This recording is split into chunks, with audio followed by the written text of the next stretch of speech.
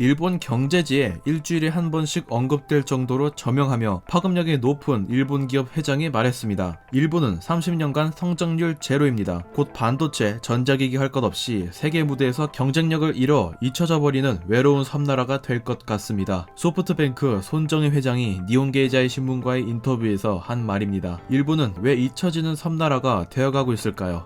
꽤 궁금한 이야기입니다.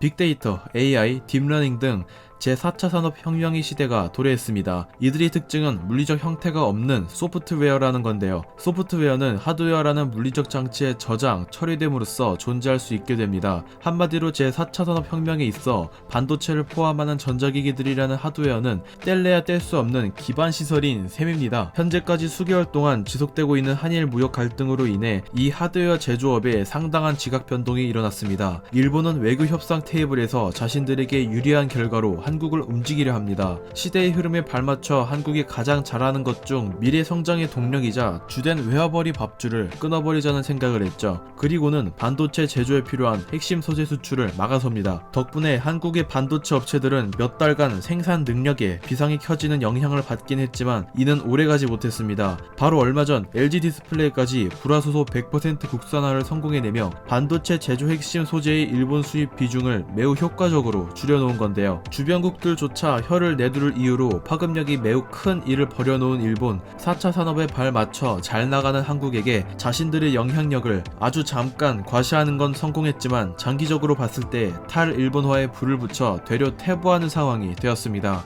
여러분들도 잘 아시겠지만 일본은 버블 경제 붕괴와 함께 엄청난 고정관념 하나가 사회를 뒤덮게 됩니다. 빛은 악이며 투자 역시 악이다 라는 이미지가 확산된 건데요. 대다수 일본 기업체는 미래 성장을 주도할 분야에 대한 투자를 하지 않고 현상 유지만 겨우 하려는 보수적 관념을 가지고 있습니다. 국가 역시 마찬가지로 신생 분야 투자에 관심이 없으니 기업들은 경쟁 의욕을 갖는다는 것 자체에 피폐해진 상태입니다. 거품이 꺼져버린 그들에게 있어 미래 투자라는 건 없습니다. 오직 현상 유지만이 있을 뿐이죠. 일본 전체 3위 통신사 소프트뱅크 손정희 회장의 말대로 시간이 흐를수록 오히려 사회적으로 고립되어 가고 있는 상황이라는 게 절실히 느껴집니다. 비유하면 탈일본화라는 이름이 벌집을 건드린 셈인데요. 일본의 화이트리스트 배제 및 수출 규제가 본격화된 직후 한국은 단기간 내에 엄청난 발전을 거듭 성공했습니다. 대한민국이라는 국가적 차원에서 일본산 비중이 절대적인 소재와 부품들의 연구 개발에 매우 공격적인 지원과 투자를 감행했고 그 결과 국산화에 성공한 산물이 속속 나타나고 있습니다. 사실상 한국은 일본에게 우리도 만들 수 있는데 우리가 만들면 단가가 조금 비싸서 저렴한 너네 거 썼던 거야 라는 메시지를 주기적으로 날리고 있습니다. 일본 내에서도 이런 막무가내식 수출 규제는 탈일본화를 부추기는 결론밖에 나오지 않는다는 평가를 내리는 여론도 상당히 많더군요. 손정희 회장은 현재 일본의 상황에 대해 기술이 일본이라는 타이틀이 사라지고 없다는 평가를 내렸습니다. 이제는 중국이라는 새로운 경쟁자까지 등장했고 반도체 분야까지 통틀어 세계 탑을 다루는 곳에서 일본을 완전히 제쳤으며 일본의 그림자가 희미해졌다고 첨언했죠. 1위 자리를 내어주고 있는 일본의 기업들에게 있어 경쟁력을 잃어 완전히 사업을 접어버리는 방법밖에 없는